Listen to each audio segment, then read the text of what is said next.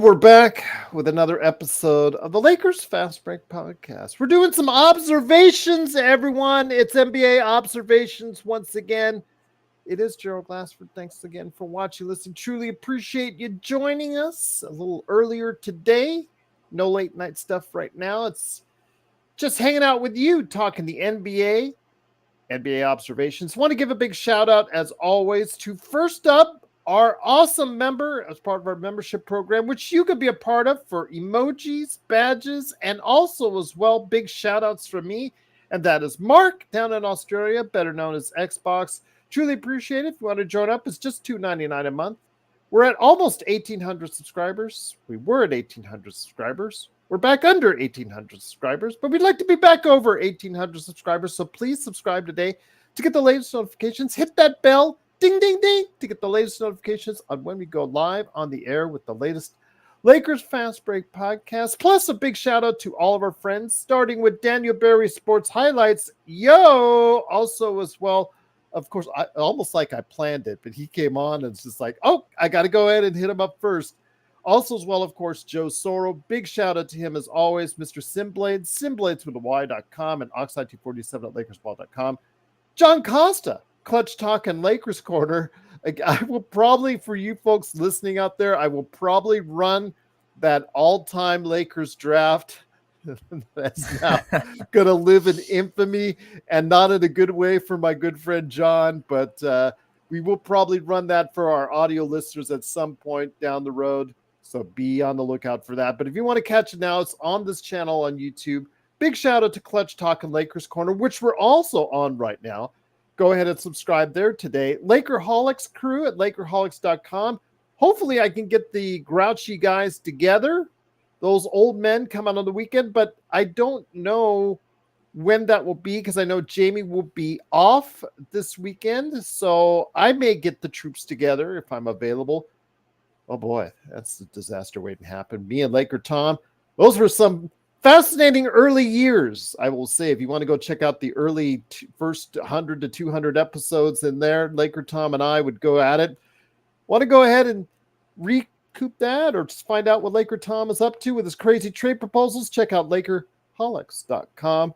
Also as well, our good friends, Empire Jeff TV, covering the Dodgers right now. Also as well, John McCallion. He is back on YouTube. Always good, man. He stopped by our chat last night. It was good to see him. Good to hear from him. I'm so happy for him. Also as well, our good friends at Lakers in 5. They're 10,000 plus subscribers strong, and they're putting out there each and every day on the Lakers. So go ahead and check out all these great sites. But remember, we need your love here too. Bring it. Bring it to us, please. We need it. Like and subscribe today to get the latest notifications on when we go live on the air. The latest Lakers Fast Break podcast. I see AC Valhalla was underrated. I played 68 hours and loved it. It all depends on the love for AC Valhalla. If you like the side quests, then you will love the game. If you didn't like the side quests, you won't love the way Ubisoft did it. But then again, Star Wars Outlaws, a lot of up and down reviews for that, and I'll hopefully talk about that on a Pop Culture Cosmos upcoming as well. But Empire Jeff, I was just mentioning your show, talking about the Dodgers. Go Dodgers. There you go, my friend. You've been hanging out at Chavez Ravine. Great to have you here as well in the chat. It is Gerald Glassford. Also here today. Hopefully Legend 350 will join us as well. But a good man is here indeed. He is the mastermind behind all those great things that he is saying at Orlando Magic Daily, at OrlandoMagicDaily.com, part of the fan-sided experience. He is back. He's been in our chat for a few occasions in recent weeks. But, you know, we got to ask him who he thinks had some of the best off seasons in the NBA. And that is Alfred Ezman. And Alfred, great to have you back once again. Yes, Gerald. Thank you for having me back. It's been quite some time. We were a little over, actually. I was just thinking about this while you were talking. We're a little bit over a year now from last year's Orlando Magic preview when you had me on for the first time. So thank you for, I guess, a 1-year anniversary of sorts of being on the show. Thank you for continuing to have me back, even if, you know, my content with the Magic is not on a decline, but decreasing in what I put out. I continue to watch the NBA, continue to draw my analysis from it. I've had a basketball brain as a former player in high school and whatnot my entire life, and love this sport. So again, thanks for having me, and let's talk some hoops. I'm ready. Let's talk some hoops. But the reason why, I know everybody was talking about your hat, and I know that transferred into Assassin's Creed Valhalla and whatnot. I go immediately to the pop culture. That's just a bad habit of mine. But Yeah. it is the NBA we're going to discuss. And I know you didn't want to touch on too many of the things that Legend 350 and I discuss. And I get that, but I don't also want to ignore it for you. So who do you think, starting off, would just briefly glaze over some of the things that Legend 350 and I, before we get into the knee deep on the teams that we didn't talk about, some of the teams that said, you know what, they had a really good summer that we did already mention, because I don't want you to just ignore the fact that and get roasted in the comments. Well, he didn't talk about this team, he didn't talk about that team. So go ahead and let everybody know that you do know the NBA, and you do know that some teams really did well in the offseason. Oh, of course. One of these teams, you've been loving them and loving what they do in their front office and whatnot. The Oklahoma City Thunder, obviously, are just a big standout for me. I'm just green with envy. I am too. And they are the biggest standout, I think, right now in the NBA as far as growing teams go. Looking at their contracts, I mean, they have a ton of people locked up for a while. SGA is there at least until he hits free agency, possible free agency in 2027. He is extension eligible. Same goes for Isaiah Hartenstein, although he's just signed a contract with them. Bringing him in is huge to get a big time presence down low. I know he was not a fun player to play against in New York last season with some of the big men he would face and how they faced him. Lou Dort is also there through 2027. Isaiah Joe, there a while through 2028. Chet Holmgren has a restricted free agent in 2026. And all these guys who are RFAs and free agents coming up is huge, because Oklahoma City right now is top 10 in cap space still, which is unbelievable, to hear that with all the players that they have. So they're going to be able to match teams' offers for Chet if they actually go after them. And I mean, obviously the other top priority is extending SGA in the future. And I'm talking in the future, but bringing a guy like Hartenstein in, I think is huge, because you already have this young core that's going to be there for a while. And you have a big time center now who can be paired along with Chet Holmgren. And that front court looks scary. They're a team. Legend 350 also alluded to this when he was talking about them. I mean, they're going to be one of the top seeds in the West again. I would put a lot of money on that. And I'm excited to see them play. And I thought they did very well this offseason with bringing in Hartenstein. That move really stood out to me. And again, I mean, they did it, and they're still pretty well, or they're in a very good spot as far as cap space goes. Like I said, just green with envy right now. If I'm as a Lakers fan, that's how you manage a team. At least that's how you put a team in contention for a championship. Again, it's ultimately up to those players and ultimately up to the front office to get that right mix at the elite level. Which I'm not sure Oklahoma City has yet. They have all these pieces, depth, youth. They have some now playoff experience. They have a ton of draft picks. They're still under the cap. Everything is groovy, except for the fact is, how much do we know that SGA will be able to get you there, or does he need someone or 1A or maybe another one to get them all the way? We don't know that yet. We don't know, and we have to see that pan itself out maybe for another season. But again, that's the only unknown. But my gosh, they've, outside of that, they've been able to put themselves in position. So yes, I just wanted to make sure that you put out there that you do know that these teams, and acknowledge these teams had some really great off seasons. But there were some other teams that weren't mentioned by Legend 350 and I that I wanted to make sure that you had a chance to go ahead and give a shout out to. So who is first up on your list, my friend? Yeah, I'll start. So for those of you watching, obviously, when planning for the show and stuff, I wanted to highlight different teams to just kind of, showcase them and what they're doing. These are teams that I'm going to say that are not, more than likely, probably won't be in the playoffs. If they do, they're a play-in team. But I think for you guys watching, it's beneficial because they're all in the Western Conference. So these are maybe teams it's a good scouting for you guys before the season to see what they did and what you'd have to face once the Lakers play them. And with that being said, we'll kick it off with a little bit of a rivalry team. I'm learning more and more that this used to be a rivalry, Gerald. I'm sure you could touch on it, but the Utah Jazz, I'll start with them just for a second. The Lauri Markkanen trade with his extension earlier in the month, I think it's, safe to say that might be out the window, or it's getting towards being out the window. Well, it's out for at least a year. Right. Yeah. So I think they want to stick with him and kind of just move along and pair him with the young core to see what they can do with it. And that young core is intense. I mean, I'm going to go back to the draft and talk about it.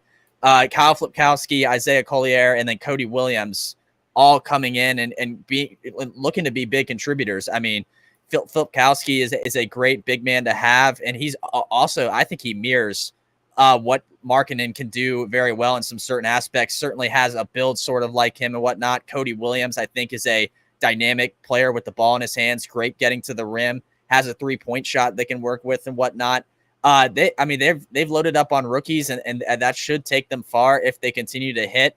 Again, this is a Jazz team that's obviously not going to be competitive if they were to get to the playoffs. I mean, they'd be a play-in team, and that would be really, about the extent of what they can do. But I mean, I gotta like what they have. Another guy in this young core, Keontae George.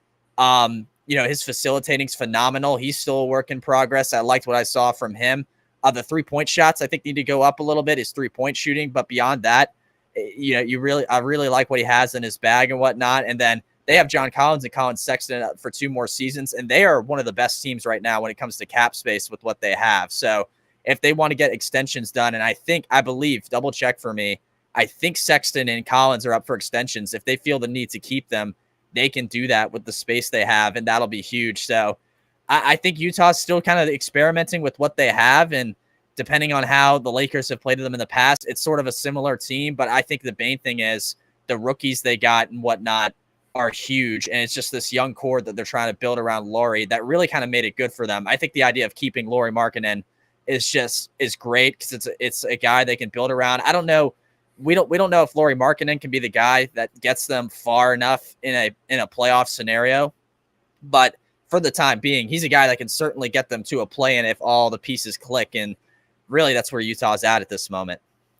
Well, I will say I may not be as high on Utah. First off, it starts with Lauri Markkanen. Yeah, because I don't think he's a number one player out right. there. He has improved greatly in Utah. He's found a home. He was very adamant on not getting traded because he has found a home in Utah during the season that he really enjoys for him and his family. I know that Utah renegotiated, as you see there, according to Bobby Marks, the little cheat sheet that he always brings on. Bobby Marks, by the way, give him a big shout out on Twitter from ESPN. I know a lot of people have a lot of bad things to say about ESPN, but one of the things that Bobby Marks brings is a whole lot of hard work, and you see that reflective in what he does and what he brings in these cheat sheets that are out there for the NBA that folks like us can use as a reference. And that 5 years, 200 is what plus $1 million salary that you're committing to him. I don't know. Again, there's over half a dozen guys I could mention right now on the show that I don't know. I would not have committed those kind of salaries to, but I guess it's the marketplace dictating. If you don't do it, you'll lose them entirely, and that's the problem there. Now, you mentioned as far as the assets they do have, John Collins has not materialized well since his small peak that he had in Atlanta. It's been slow downhill slide since then, and it's unfortunate because I think that he still has time to reclaim his game, but I don't know if he can because it's been so many years now. It's been on the downslide.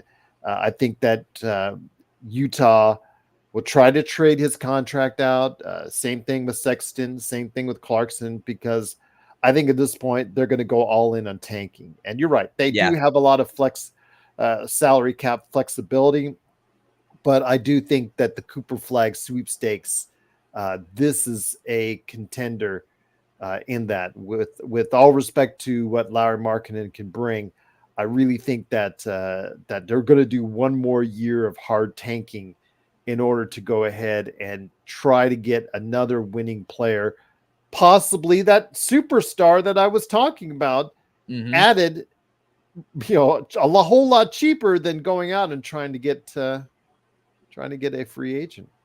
Yeah, I think so. And I like that you mentioned that, instead of extending those two, Sexton and Collins, if they don't see it fit, I mean, the draft picks I just mentioned.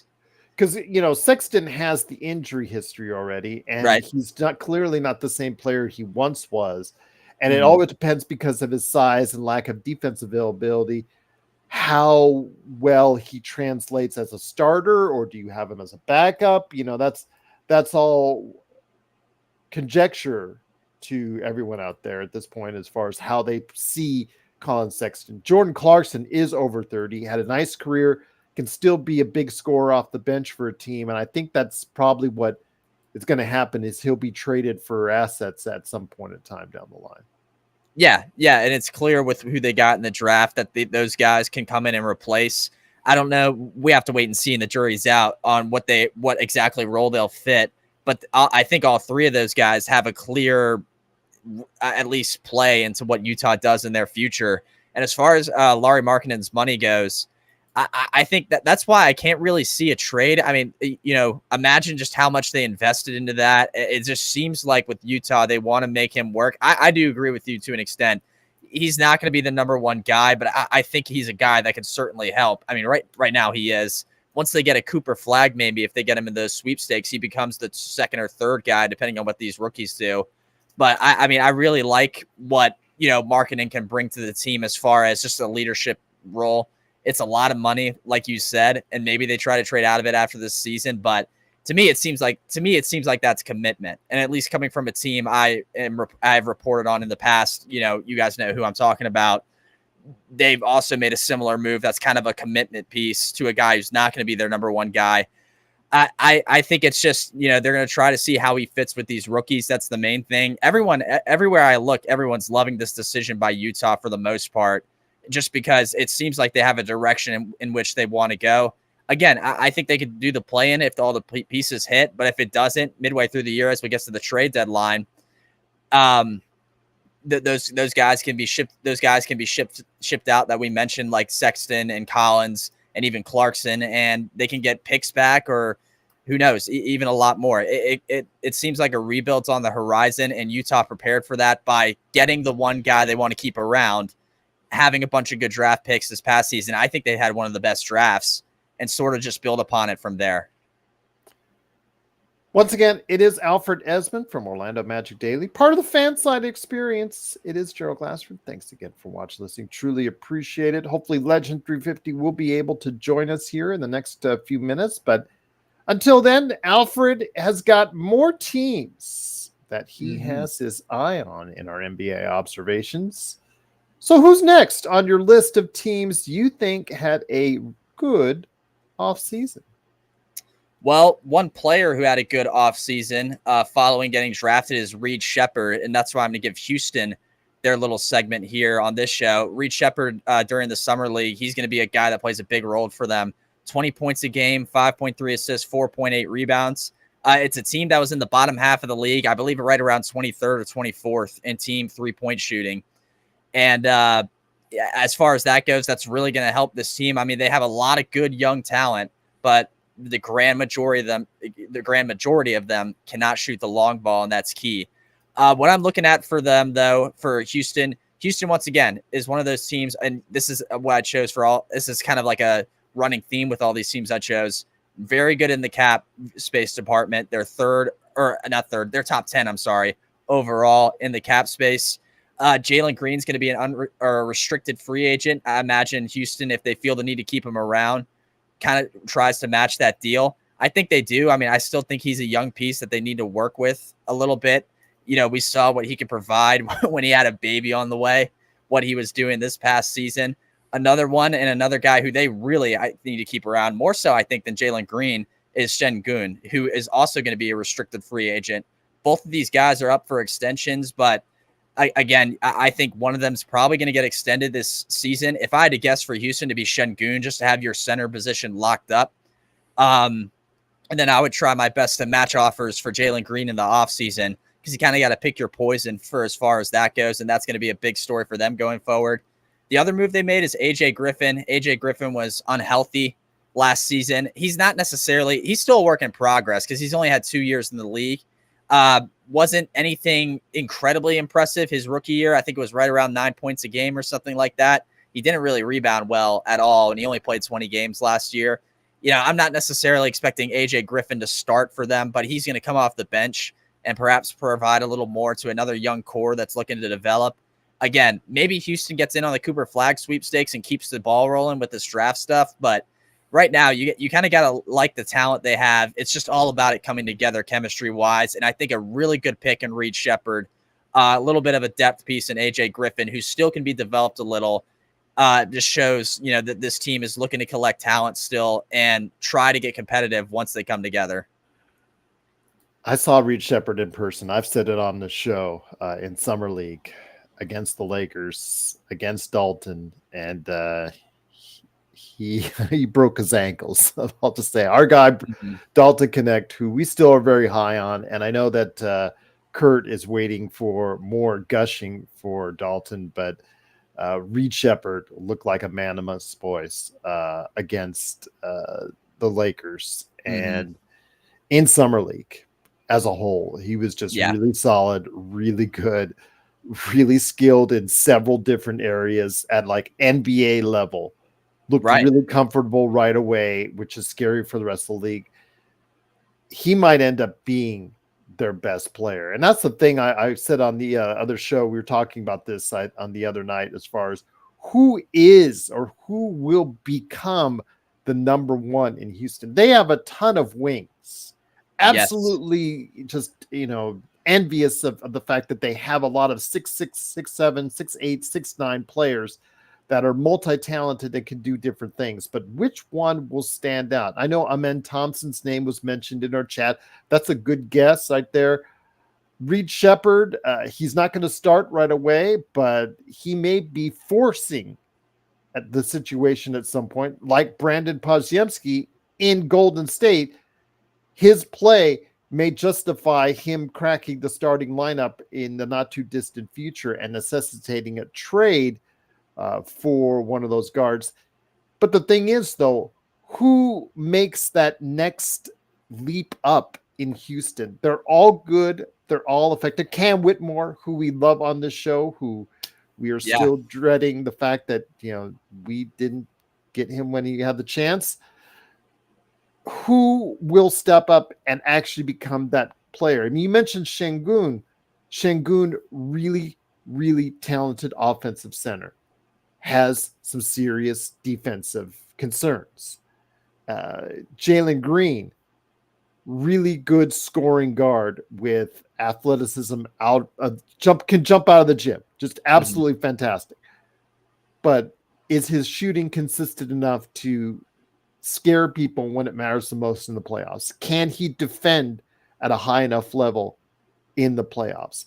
You would think he can with his athleticism, but that doesn't always translate into as far as defensive instincts, et cetera, et cetera. So my question to you is, and Amen Thompson, he started to put things together like Cam Whitmore at the end of the season. Cam Whitmore is more of one of those, like Jalen Green, a really high-end scorer in the making. But can those guys do other things? Amen Thompson looks like a guy that's able to do more things as far as on the with the other defense, playmaking, being able to do a whole myriad of things. But can he shoot well enough? Like the Scotty Barnes question. Can he shoot well enough to get teams to have him focused as a focus of their efforts on defense? So that's my question. Is there someone in Houston? This is right now a team that, just because of its sheer depth, I think is going to win right around what the Lakers are going to win, 40 to 47 games. They could even get surprised if based on other teams' health, they could even surprise and get up to 48, 49, maybe 50 wins if everything worked out. That's only if everything worked out well. Right. But I do see a mid-40s team in this team if everything worked out well. So I ask you though, like some of the other young teams, as far as we talked about Oklahoma City, I've talked about Minnesota. One of those guys really has to step it up to take the next level. In the case of Houston, to get into the playoffs, someone has to, or two guys have to start taking it to the next level. So when do we get out of these? These guys have a lot of promise, have a lot of ability, have a lot of talent, but when did they start putting it together? And who of this mix is going to be that guy, Alfred? Hard to say. And I think part of this problem that we've seen is a lot of the guys they've selected, particularly the wings, have gotten off to slow starts. Amen Thompson, you saw that at the beginning of this year, not necessarily this lightning quick, start out of the gate. Asar Thompson in Detroit was actually, I think, the guy who stood out more out of the Thompson twins. He was playing better, but that kind of reversed itself right. as it got to it the flipped. End of the season. Yeah, and it flipped. And a part of that, I mean, you got to think about it too, Gerald. You were just talking about win totals where they're going to sit at. This was a team that was, scrapping their way back into a play-in spot by the end of the season. I mean, they were right there, fighting and clawing to get in. A lot of that was Amen Thompson. Jabari Smith is a huge one too. He was part of that 3 trio for that top 2022 draft pick with Paolo and Chet. It's a very slow start, but also is starting to pick it up as well, and we're starting to see it accumulate. Is he a player that can make his own plays in order to get things done, or is he necessitating, or is he in need of someone else to do it for him, as far as that's concerned? Because he can play D, right?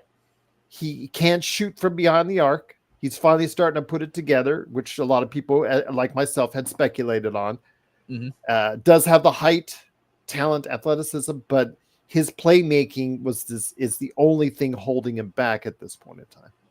Right. Yeah. And that's why Reed Sheppard, I like what you said about Reed Sheppard being the one to step up. It seems like, at least again, Summer League, grain of salt, so on and so forth. But for the pure sake of our conversation we're having right now, it seems like he's the one. I mean, you just talked about it. He went up against a Dalton Connect, who, by the way, like I've said it over and over on the show. I'm sure people watching are sick of this. I saw Reed Sheppard play Dalton Connect during, Kentucky-Tennessee games, and Reed Sheppard gave Tennessee work on Tennessee's home floor with Dalton Connect out there. And it was kind of, I would imagine it was almost similar to what you saw in the Summer League, and it was him playmaking. I think it's both a catch and off the dribble shot. Maybe that can come together and help him out a ton. He's a really good catch and shoot guy. I mean, I have no worries about that once he gets to the NBA and starts playing in the regular season. He's good on the ball, got good hands.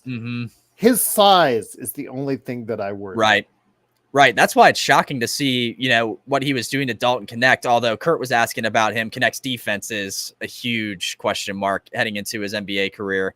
But it's so funny like because I just want to say this. Everybody on Houston, all those guys from 1 to 8, let's say, all have great things that they can give their team, but they all have like one major flaw that stands out that I don't know if they'll be able to overcome to get them to the next level. So yeah, it's always, I mean, I feel like when you talk about what team needs chemistry like water, it's really Houston. I mean, it's just like, it's a bunch of guys who by themselves are great players in their own rights. They just, for some reason, it just hasn't quite gelled. And maybe that's like that they play the same positions, maybe like Amen and Jabari or whatnot, but it'll be interesting to see. It's the biggest story. I'll continue to say it again too, as they're fighting, is what they're going to do about the Şengün and Jalen Green situation, because again, they met those contracts,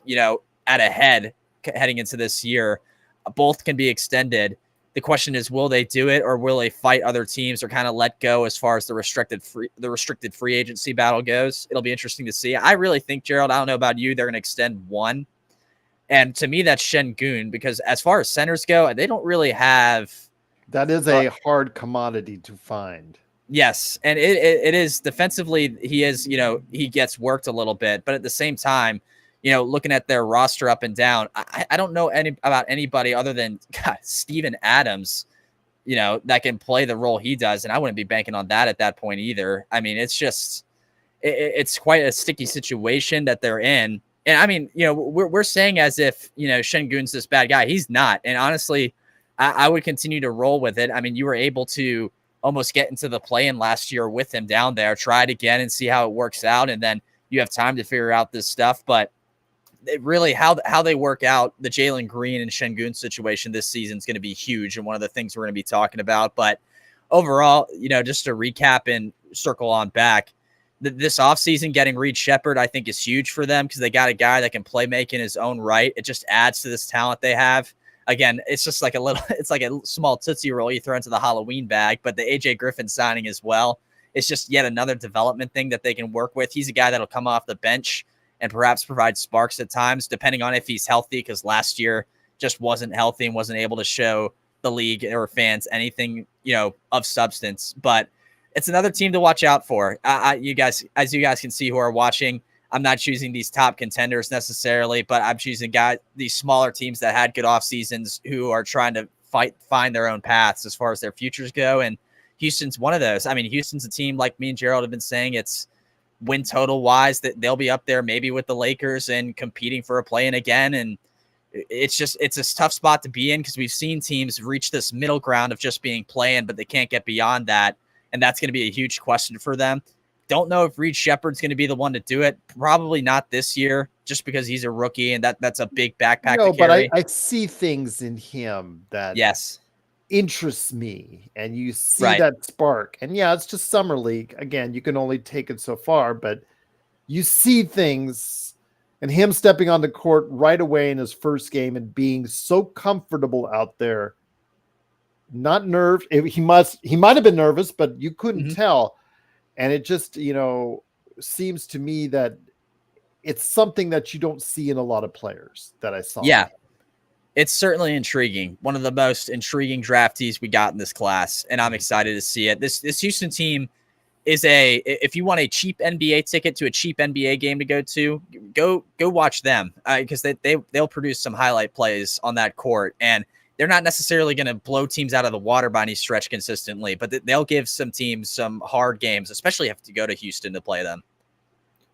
Once again, it is the Lakers Fast Break. It is Alfred Ezman from the Orlando Magic Daily, orlandomagicdaily.com, part of the fan-sided experience. Mr. Valhalla himself. He is here talking about some of the teams that he thinks really had a good offseason. There is more to your list, my friend, so please add it on, my friend. Who do you think also stood out this summer in the offseason? I'm rubbing my hands together at this one. To me, it's one of the most interesting teams in the NBA next season, and I don't know if people are going to be – actually, I think people will agree, but I don't know if people will agree with why. That's the San Antonio Spurs, who I think hit a little bit this offseason. The reason I'm saying this, if you go on, I use Sports Track. I'm sure, Gerald, you're familiar with it. Guys watching are familiar with it. I use this to compile contract, and cap stuff. I was talking about it last night with Joe. Sport Track I'm just so thankful for them because Sport Track, they don't do everything behind a paywall. They don't do everything. No. Yeah, they put so it annoying. Out there. Right. And it's just such a great resource. Such a great resource. Thank you for no paywall, Sport Track. But anyway, I was looking at San Antonio, and this is a team, they have pretty much everyone locked up outside of the big name that they got for a lot of seasons. I mean, a lot.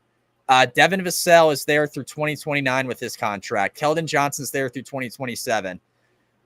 Jeremy Sochan, whether or not you're a fan of him, is a restricted free agent in 2 seasons. But then you look at San Antonio's cap space situation. They are 3rd in the league right now in cap space. Obviously, I don't know when Wemby would be new, the exact dates on when he would be up for his contract. Maybe they're saving for that. I would, if that's what they're doing. But it's interesting to see because they have these young guys all together. And it's just, it didn't necessarily all come together. But you add Chris Paul and you throw him into the mix. You're not going to use Chris Paul to score your points. We're beyond that. It's not, it's not anything exceptional scoring wise with him anymore. We're beyond that phase. He's getting older and he's in the twilight, but he's still passing the ball very well. 7 assists a game is nothing to sneeze at it whatsoever. And who's he going to pass to on a lot of pick and roll options? Victor Wembanyama. And you got to think if that connects the way it can possibly, San Antonio will creep up there with their win total, and I think maybe start touching play-in contention, which is dangerous for a lot of teams. Someone mentioned it in the chat, who was at Kurt Affair. Castle was a great pickup. Indeed. I love Stephon Castle coming into the draft. And that's another reason why I think the Chris Paul pickup is huge. I mean, Stephon Castle is learning from a great NBA guard, a really great NBA guard in his own right in his tenure in Chris Paul. It's more of a mentor play. Castle maybe can work his way into a 6-man role with the team, eventually, but just because I think that their starting lineup is mostly set for a good bit of it. But who knows what the limit is with him. The one concerning thing is his 3-point shots. He did not take a lot in college, and he did not make a lot. But as far as on the ball skills go, it's meaning dribbling with the ball in his hands. Very nice and very solid and fluid. I love what I see from that. And they can run him in pick and rolls with Victor Wembanyama. So 2 big guard additions, one a big name, one a big rookie I like a lot. And one's going to mentor the other. Obviously, like I said, Chris Paul, you're not going to get your scoring from him. Do not look at it that way. I'm not looking at it that way. You have plenty of other options to get scoring. One's a 7'4" monster that you can get, a lot of your scoring from. But I have faith still, I think, in Chris Paul in a pick and roll type of situation and to facilitate. His assist numbers back that up. And that's why I like it. And again, it's not going to be a long-term thing, but that's why they have Stephon Castle. So this could be a mentor year for him. I like where San Antonio's at. They're by no means going to win a playoff series, I think, or maybe even get past a play-in. But I certainly think if all of it hits, they can contend for it. And remember, they have a lot of these guys for a good amount of years that are younger, like Vassell and Johnson, and they have a ton of cap space left over. That they do, my friend. I don't know if they could take that. That's a far leap. I know that Vegas here has them right around 37, 38 wins. I think that is very feasible. Yes. To see them go 20 games into the 40s, as far as 20 wins, into the 40s, 20 more wins than last season, that's a pretty tall order. I know that Chris Paul and Harrison Barnes, they're on the later years of their career. But having them in there as far as their experience, I understand it. I get that. And that could be very helpful to them. They've had some mix and match parts, which haven't always worked out well. Right. Stephon Castle is a big question mark, but again, a lot of hopes for him. If he does find the range, he could. Nobody's questioning his defensive ability. He is being called the best defensive guard coming out in this draft on more than one occasion. So I don't, with Jalen Suggs, a great example there.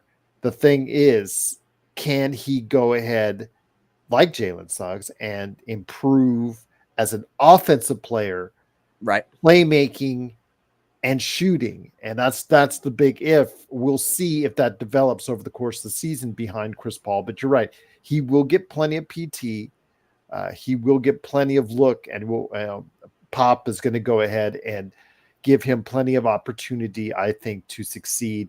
Because Chris Paul, at his age, you could only give him a limited amount of minutes. And there's a possibility he'll be gone by February anyways in a trade if he's anywhere near the player he once was. So we'll see what happens there. But yeah, on a 1-year contract, that might just ship him out to a contender if that's something he asked for or the league is asking for. So yeah, I see 37 very much in this future season for them. That's a good bet.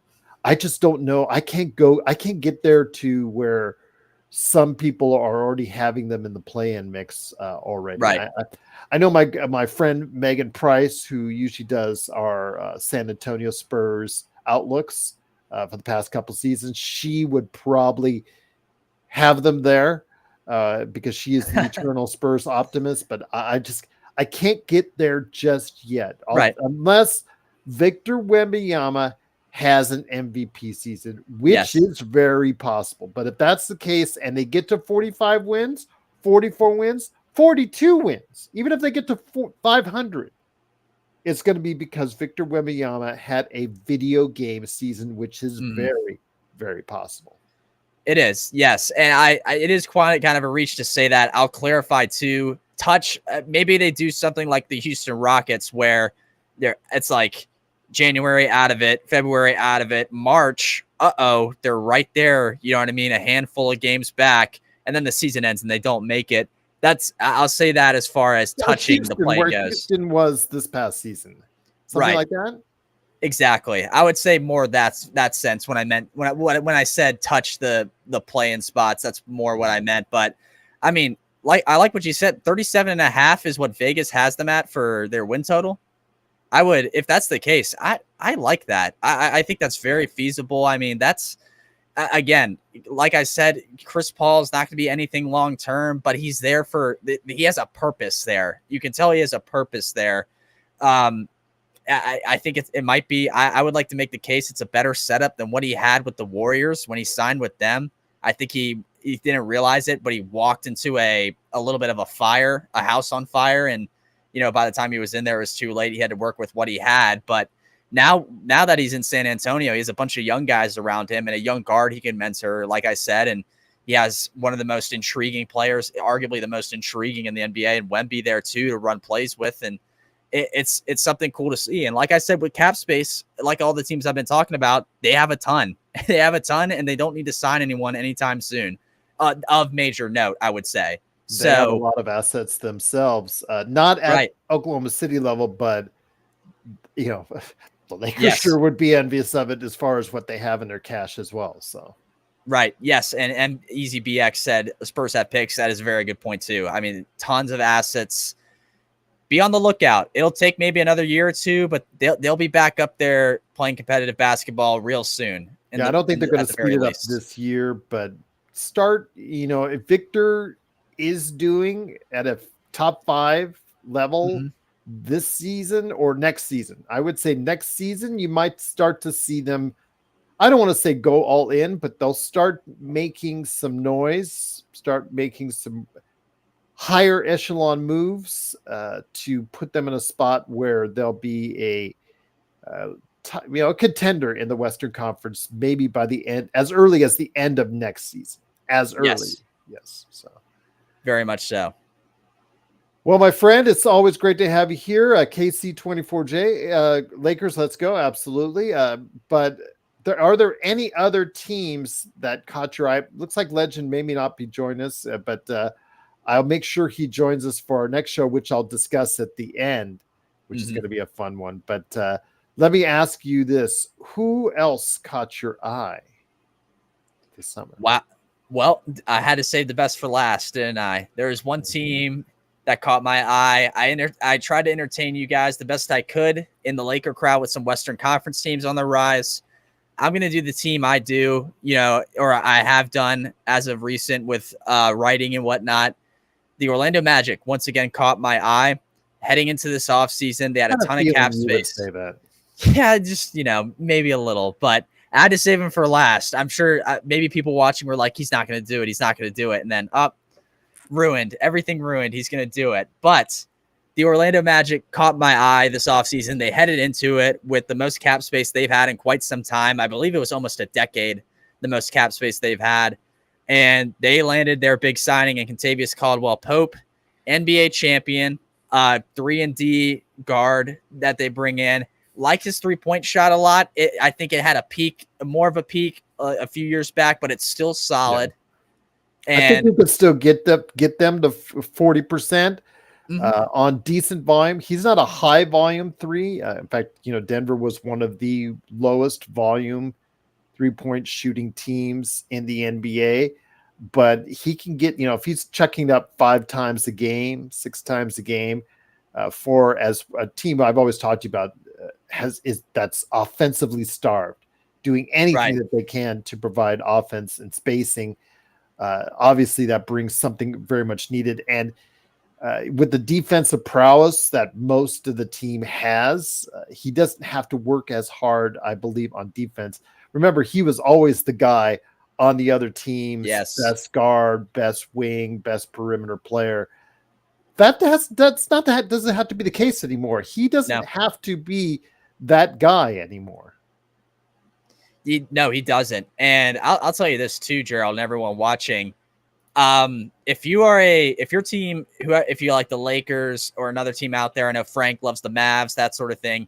If your other team has a guard has guards that look to score a bunch and look to facilitate a bunch, good luck playing Orlando with the defensive duo of Jalen Suggs and Kentavious Caldwell-Pope starting. That's not going to be fun whatsoever. And I think they're really going to be strong on the point of attack defensively, and that's going to create a lot of fast breaks off of steals. It's going to mess up opposing offenses a ton, and it's going to be similar to what we saw last season, but on a whole new level with Kentavious Caldwell-Pope joining the fold. And it's major that this happened because it's a guy who has championship experience in a locker room where all the players are literally my age, which is huge. And I think they could use that a bunch. But I mean, like I said, I think he's defensively very sound, has always been. He still has the 3-point shot. I don't think he needs to take a ton. I would still rather go to Jalen Suggs, who I would presume is going to run point, taking the threes. I'm trusting Paolo's 3-point shot a lot more after this past season. Franz Wagner, but I would encourage him to keep shooting too and develop it a lot more. You have guys off the bench like Cole Anthony that can do it. Don't let that last playoff game define you. What I would do is I talked about it the other day on Kobe Day. I would show him the clip of Kobe airballing as a rookie in the Utah series. And as far as 3-4 air balls, I think something like that. It was noticeable. It was something that at the time Lakers fans were groaning, but as we all know, he didn't let it affect him. He didn't let it phase him. So I would go to Franz Wagner, and who did very well in the Olympics, and make sure that he is going to make sure that that's not going to define who he is going forward. No, shout out to him in the Olympics. Second team All-Olympic team. That's huge.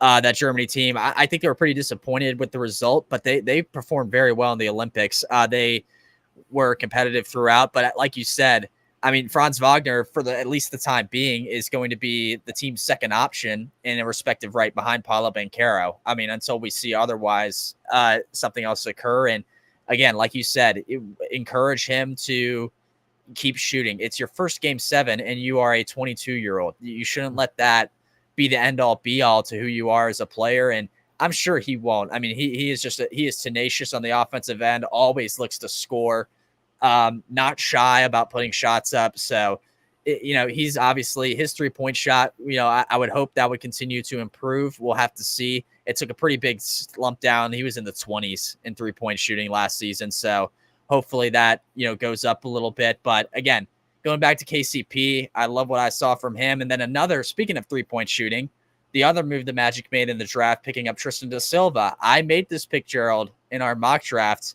I moved up for it, but the Magic didn't have to. So they get the big time 3-point shooting stretch big out of Colorado. He's 6'8". And once again, the Magic get another tall, positionless player that gets to the rim well and shoots the 3 well. It's almost like, I would say it just from a physical perspective, a carbon copy of what Paolo and Franz are, and he's going to come off the bench. He's going to have to shoot well, though, to get time. Yes. If he doesn't shoot well, bringing defense doesn't really do much because you've got 3 guys that can play average or above average or even a spectacular defense in Orlando on your wings already, or your forwards, or even your center if you go smaller. So Da Silva is going to have to go ahead and shoot well from the outside. Right. It's imperative for him to get some PT in order to do so. That's my opinion.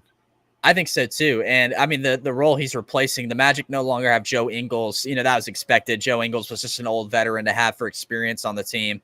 He's probably going to replace that role and get the Joe Ingles playing time for the time being, which wasn't a lot. I mean, I don't know the exact average, but it was under 10 minutes a game.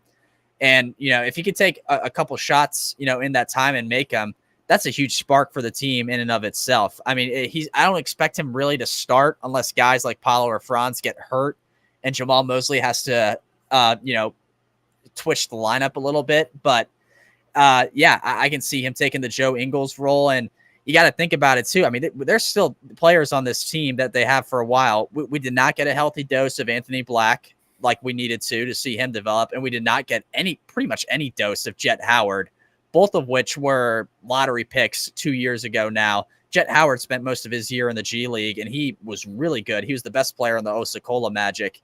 And Anthony Black, when he would come in, I'm sure you remember that big winning streak at the beginning of the season. He started that entire winning streak. He was the point guard because they did not have Markelle Fultz out there for most of it. Actually, I think all of it. So we have to see more from them, and they're going to step up and get more playing time, I think, with Markelle Fultz leaving. Someone mentioned him leaving in the chat. I hope he does well. Fultz is still a good guy you can have off the bench. Agent. Right. If you need a bench guard badly, like water, give him a call. He can't start, and we all know this. He can't start and be a starting guard on a team. I have faith in him, though, to come off the bench and at least, get some filler minutes in when your starters need rest and do fine. He has the Orlando Magic defensive gene in him. He can get to the rim and facilitate, pass back out, or try to score. His free throw shooting was well improved, which was a big part of this Magic team a year ago. Most of their offense was getting fouled and getting to the line. Not the bait fouls necessarily, but I meant getting to the rim and getting bumped, to draw shots, and that's what they were. And they had I think it was the most free throw attempts per game in the NBA, if not second most. So it's huge. There's a lot of young pieces that this team added or has had that didn't get to play last year that we're going to see. And on top of that, the KCP pickup is huge for this team.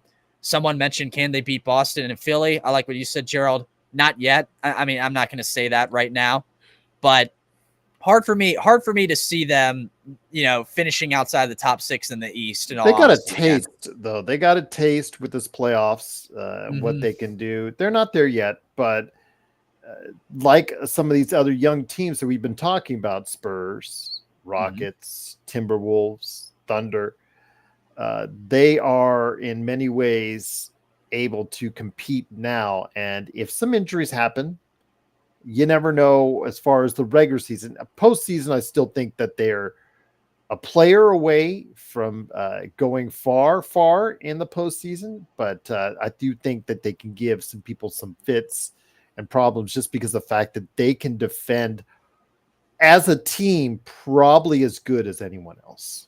Oh, definitely. And things to watch out for front office wise this season. Jalen Suggs is a restricted free agent after this year. He is extension eligible. That's priority number one. Once this season starts, is getting him an extension. They're still very good with their cap situation, still top 10 in the NBA. I don't really have any, unless it's some ridiculous price, I don't really think they'll have an issue getting it done. So that's a thing to watch out for. I think, Gerald, and you've harped on him a good bit.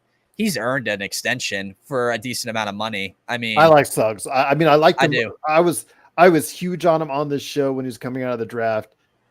He is not quite lived up to those expectations, but there is very few defensive guards better than him.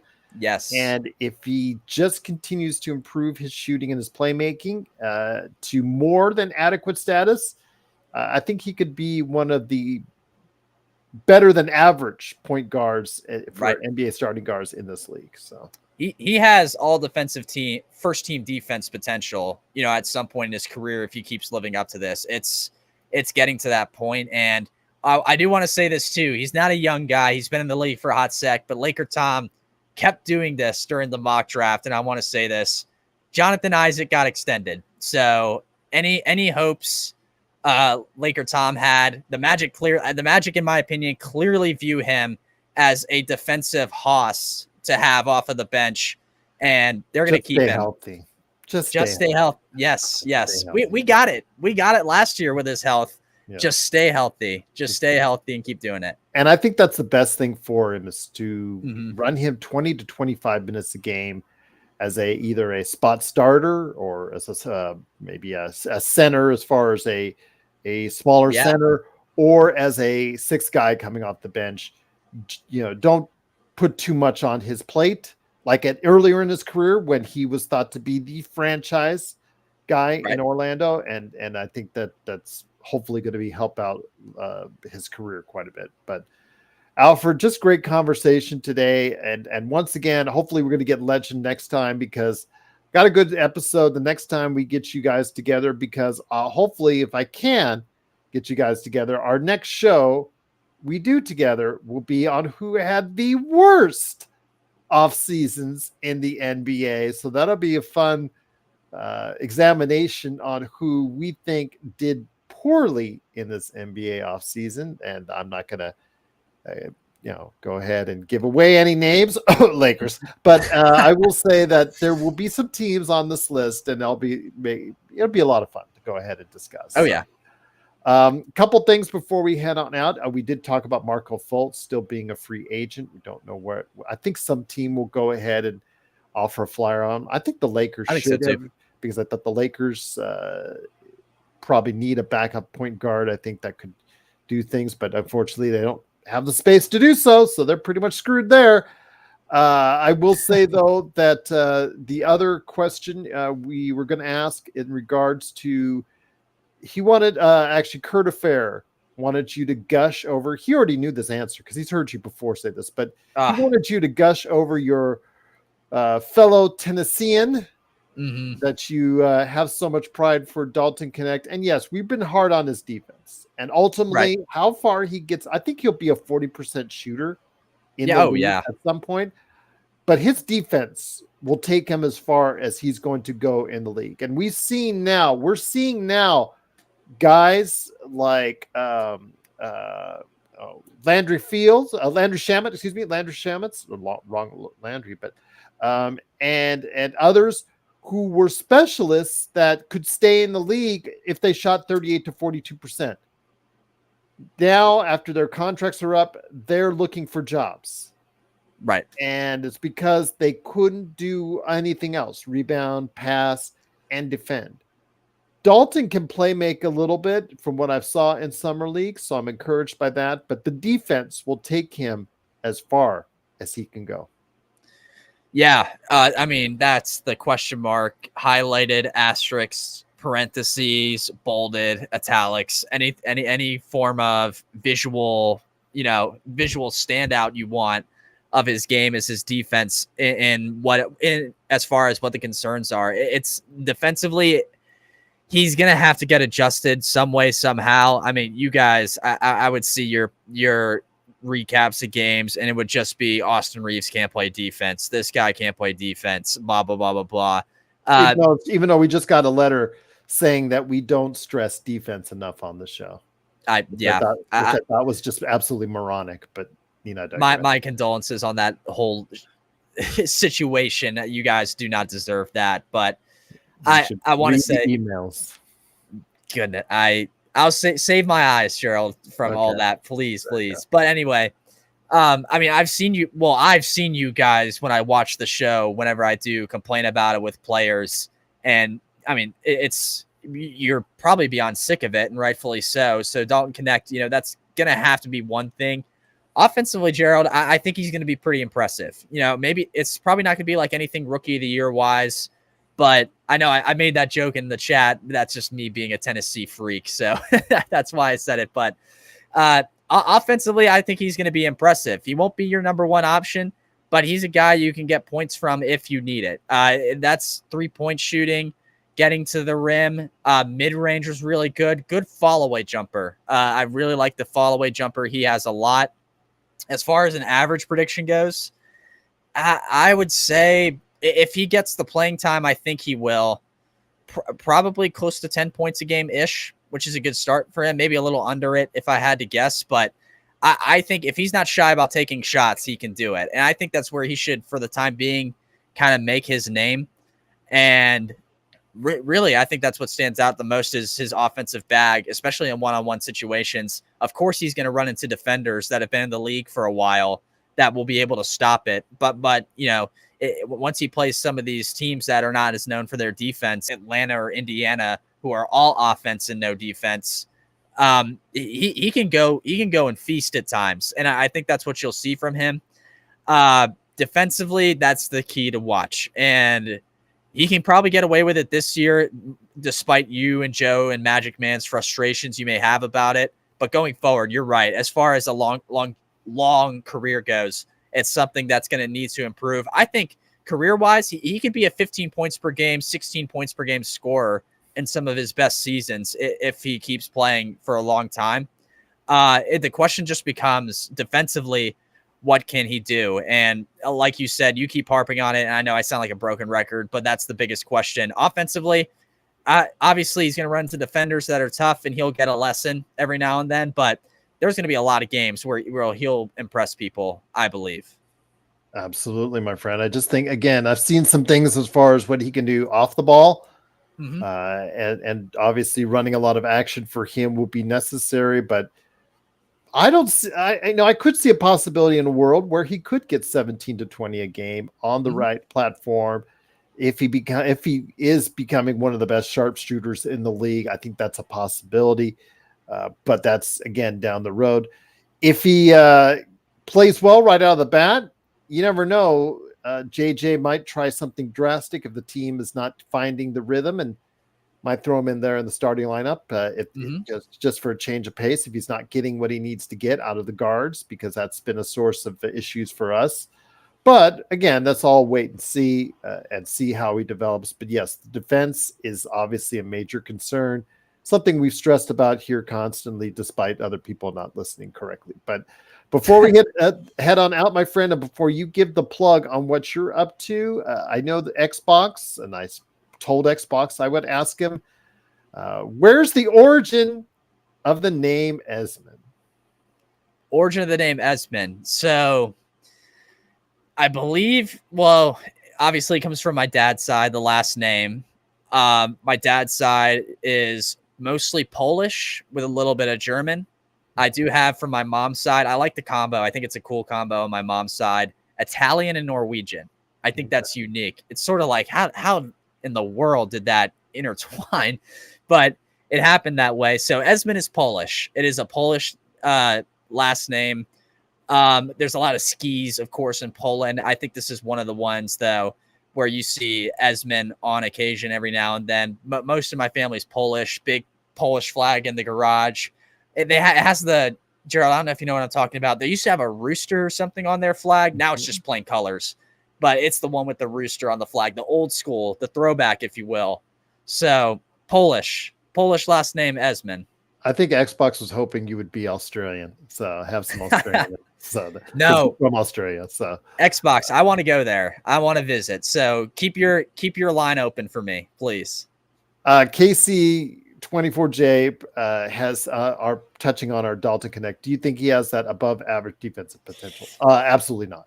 I don't think he does. Yeah. If he gets to average, KC, that's what I'm hoping for. Is if he gets to average, even if he becomes a slightly below average, but he is shooting so well and scoring for you 17 to 20 points a game. As I mentioned the other day, Alfred, that these teams, some of these teams are taking the Indiana route and going all in on the offensive side of the ball. Sacramento is one that comes to mind. Mm-hmm. It may not be necessary, well, until the playoff run is for as far as regular season goes. It may not be necessary to focus so much on the defensive end, so a player like Dalton Connect can flourish more in the regular season. But when it comes right down to it, if he can get to at least a slightly below average or to average level defensively, Casey, I think we will have a winner in Dalton Connect. I think so. Yeah, I was about to say, I think so too. And you saw Indiana took that approach. They got a top 6 free of any play-in activity playoff spot and got all the way to the Eastern Conference Finals by doing this. Granted, I don't think that's going to happen again. I would be betting money against it. But for all intensive purposes, that is what happened this past season. A lot of it was the matchups they got. They got a New York team who, didn't really have a ton of playoff experience, in general, probably about as much as any other of the Eastern teams that got in on the bottom half away from Boston. But it worked for Indiana this year, and I think it'll work again. Indiana is going to be fighting for a top 6 again in the East. And again, with Dalton Connect, KC, he does have, you just said this, he does have the length, absolutely, and that's where his offensive bag comes from. It's just that length he can get around people with layups, shoot over the top, and that sort of thing. The above average defender is just a lot to gain and maintain. I can't get myself there yet. I I can't. can't. I can't get myself to average yet. Right. I hope. That's I a hope big KC, win but for him if he gets to be an average defender. Yeah, he does have the size and the length, but again, it's about effort and defensive instincts, and it's not just the fact that Reed Shepherd blew by him on right. that famous play, and it's the fact that all throughout the summer, guys who are not going to be in the league were testing him and one other Laker constantly, as far as I think it was Henson, if I'm not mistaken, in regards to they were constantly testing those guys, and also as well the Lakers' second round draft pick last year. They were testing those guys, and repeatedly those three guys were failing on the defensive end and just letting guys drive left and right. And if he's not if he gets to the point where he's not a matador, I think that's a big win for the Lakers. I think so too. I mean, and I would just imagine this scenario: if KC, if you're on board with him being an above average defender at some point, and offensively he does what Gerald and I think and can be that high teens, 20 points per game scorer. I mean, that's like an all-star caliber player in and of itself. If that were the case, I don't think I have a hard time. Like Gerald said, I really do have a hard time wrapping my head around that. Offensively, I think he has a very good chance to flourish in the NBA, not as a first option per se, but as a starter at some point on a team that's competing for playoffs. As of right now, I can see that happening. Not off the bat, but later on, I can see it happening. I think the ultimate ceiling for him would be like a poor man's Klay Thompson on the offense. That is the ultimate ceiling, like a poor man's Klay Thompson, not actual Klay Thompson, but just right below on offense, but definitely not on defense. And I'll leave it at that. And again, if he gets to an average level defender at some point in time in the league, I think the Lakers would be absolutely ecstatic on that. Oh yeah. Yeah. So. All right, my friend, before we head on out, you need to go ahead and do that cheap plug to go ahead and talk about what you're up to at OrlandoMagicDaily.com or whatever it is you want to go ahead and cheap plug at this point in time, my friend. Yeah, so just to keep you guys filled in on what I'm doing and stuff, I told Gerald before we got on slightly, I think my time with Orlando Magic Daily and Fansided is coming to an end just because of job stuff coming up and whatnot. I'm 22 years old and I got to start making money at some point. So that's the stage I'm at. I love Fansided. I told Gerald and I'm telling you guys, it's a great platform. You have a lot of freedom as a contributor for them as far as what you want to write about whenever you do. You don't have a schedule. That also comes, with financial. It just comes with financial burdens I have as a human being, finding a job and whatnot, and that's what I'm searching for. You guys, I've been locked in this summer with baseball, whether it's college baseball. I continue to do that for Southeastern 16, SEC baseball. We have our off-season weekly show on just random topics. Right now, we're hosting people from respective programs in the SEC talking about their baseball programs, what's next for them in 2025. I'm continuing to write for the time being as far as Fansided goes with Rays colored glasses for Tampa Bay Rays news. I'm sure all of you West Coast people watch a ton of Rays baseball, but feel free to check it out as I say that sarcastically. I'm doing that as well, and I'm looking to get a job, and I think it's going to be, hopefully, knock on wood, I don't know if you could hear that, hopefully it's going to be somewhere in the baseball media community, so be on the lookout for that. I will, if I'm back on here at any point, if Gerald will let me back on, I'll be glad to fill you guys in on that as well. But do not be discouraged. Do not take my legitimacy as a basketball guru for granted. I will still watch the NBA as much as I can. Because of my experience writing for the Magic, I'll watch the Magic a ton just because I know that team like the back of my hand at this point, watching what they're doing and whatnot. I'll watch the Lakers to fill you guys in on how I feel that they're doing and stuff.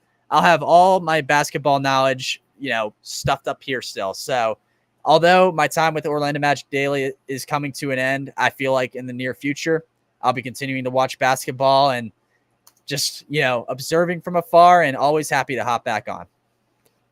Once again, it's Alfred Ezman. For now, part of the fan-sided experience for the OrlandoMagicDaily.com. Plus, he also covers the Tampa Bay Rays and so much more. And whatever path you take, my friend, I said it before and I said on the show, we're behind you 100%. Don't ever feel bad if you can't make it on as much as you like, but you're always welcome back. You know this. Well, thank you, sir. So, and as many times as you can, everybody seems to love your input that's in the chat. You give such great NBA knowledge and advice, and we're just rooting for you, man. We're just rooting for you, and hopefully you will be able to achieve all your dreams and goals as far as in the sports world, my friend. Well, thank you so much. Thank you guys for being supportive in the chat. You guys are a very good audience for Gerald. Continue to keep that up. I wish everyone who watched the college baseball stuff were as nice as you guys. I've gotten some pretty critical comments from some SEC fans, but you guys are awesome, and continue to keep it up for Gerald and the show. Yeah. Oh God. If only there were some of you guys who lived in my area, you would see it. And I'm sure Gerald knows what I'm talking about to an extent too. So, but anyways, keep it up. You guys are a great audience. Feel free to reach out. My Twitter's Alfred Ezman. It's very easy. It's just my name, and I'm the first thing to pop up. It's a pretty unique name at that. So you'll see me on there. Send me a message. If you guys have anything NBA wise or just sports wise or life wise you want to talk about, my lines are always open. Thank you guys. I hope to be back on here at some point to do some basketball talk at any time. I'm glad you guys support me. And once again, I may not be writing specifically about basketball anymore with the Orlando Magic Daily, but I'll be watching them, the Lakers, and everything NBA from this point forward, still with the same sort of intent to get knowledge of this sport, as I'm a sports guy just as much as you guys watching, and Gerald and Joe and everyone else on the channel. You will be coming back on soon, though. I'm going to arrange it, trying to get both you and Legend on at the same time here in the coming days to follow up, because we talked about who had the best NBA off seasons. The fun part for I think all of us, especially me, is who had the worst off seasons, because I think that's what we love to rip on the most. So definitely would love to have you a part of that. We'll go ahead and schedule it out here in the coming days. And I cannot thank you enough, Alfred, for everything that you've given us in the past. I'm glad that we were a resource for you as far as when you're out there, and you mentioned that you do a bit of podcasting, and hopefully, if they need, they can reference. They could always email me. I can reference, and I can get them all your episodes at any point in time. So yeah, if you have a chance out there, please support Alfred Ezman on Twitter and at Orlando. Well, while he's there, OrlandoMagicDaily.com. Well, Alfred, great conversation as always. Again, we're trying to get through these slow weeks as best as possible. Your insight is helping us through that, and can't wait till we discuss who really crapped the bed this offseason. That's the conversation I am just dying to have with you, my friend, and hopefully it'll be fun. Mm-hmm. All right. Well, thank you, Alfred. Truly appreciate you joining us. Thank you, everyone in the chat. Mark, aka Xbox, down under in Australia. Cannot thank you enough for being our main member, our first member for our membership program. It's just $2.99 a month. Emojis, badges, call-outs, and hopefully more will be added. But please, you remember, you'll know that at $2.99 a month. So please join us there on YouTube. The link is in the description below. And last but certainly not least, you have to go ahead and please like this video, comment down below if you're watching this after the fact with any of your thoughts. And of course, to help those algorithms, please subscribe today to get the latest notifications on when we go live on the air with Joe, with the Lakerholics, John Costa, Alfred Ezman, Legend 350, or whoever stops on by right here at the Lakers Fast Break Pod.